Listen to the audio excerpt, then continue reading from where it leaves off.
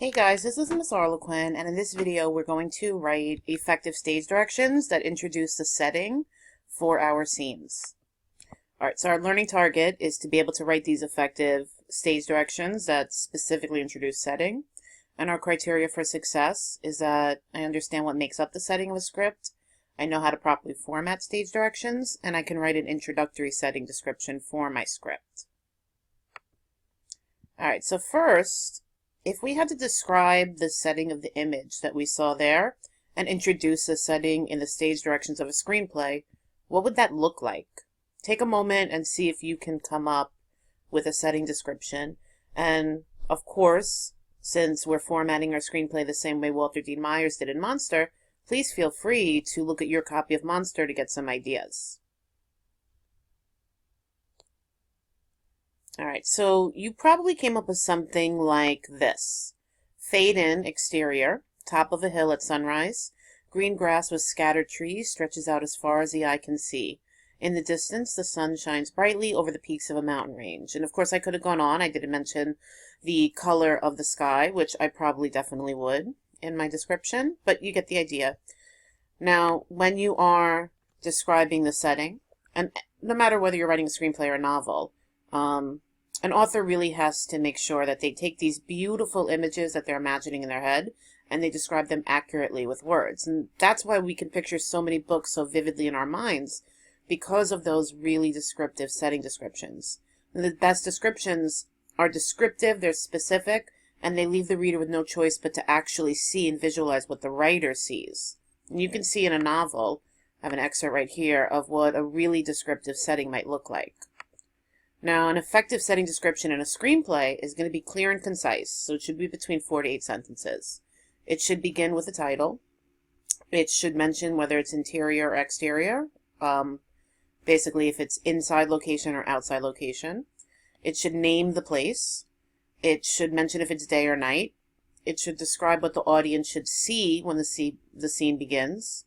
Describe what the characters are doing when the scene begins. And it may include other senses if necessary. So you might describe smells or hearing, and it doesn't necessarily need to use complete sentences. All right, so here we have the introductory setting directions from Monster. Again, you see that it mentions the camera directions, that the camera is fading in. It mentions that it's an interior. Now, it spells out interior because this is the first time the word is used. You might remember from when we first started reading Monster that the very beginning uses of these camera terms are always spelled out completely, and then sometimes in parentheses they would put what the abbreviation is going to be, and then every time after that they use that term they would just use the abbreviation. They expect us to remember it.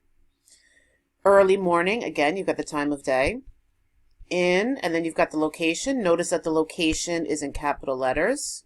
So anything that you see in this model that's in capital letters, that's what you want to do when you write yours. So really what they do is the actual locations. Even here, cell, they put the capitals. And then here, not only is it the actual location, but it's the sounds that you hear, sounds of inmates yelling from cell to cell, much of it obscene. In other words, they're cursing. What you hear the voices, and then what the camera is doing as well. And then here in the bottom, when the location changes a little bit. So the camera starts out in the entire jail, and you're seeing like a landscape shot. It's an establishing shot. You might remember that term from last year when we studied film terms when we were doing the Giver movie. So it's an establishing shot.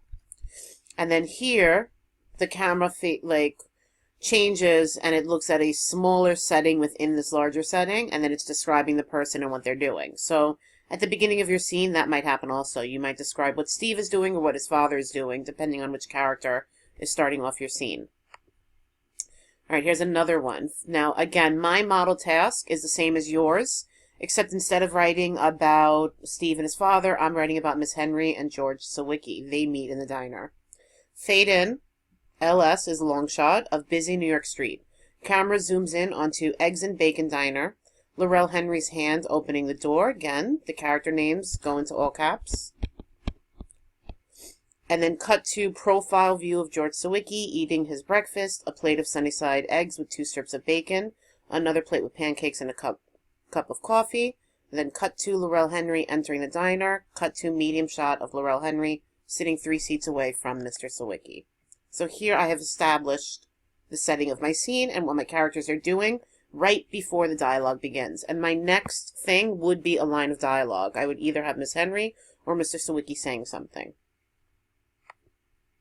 Alright, so now it is time for you to take this lesson and apply it into your draft. Look over, do you have an introductory setting for stage directions? If not, add one. And if you do, evaluate it. Does it include the criteria we discussed today? Can you revise it to make it stronger, to make it more specific?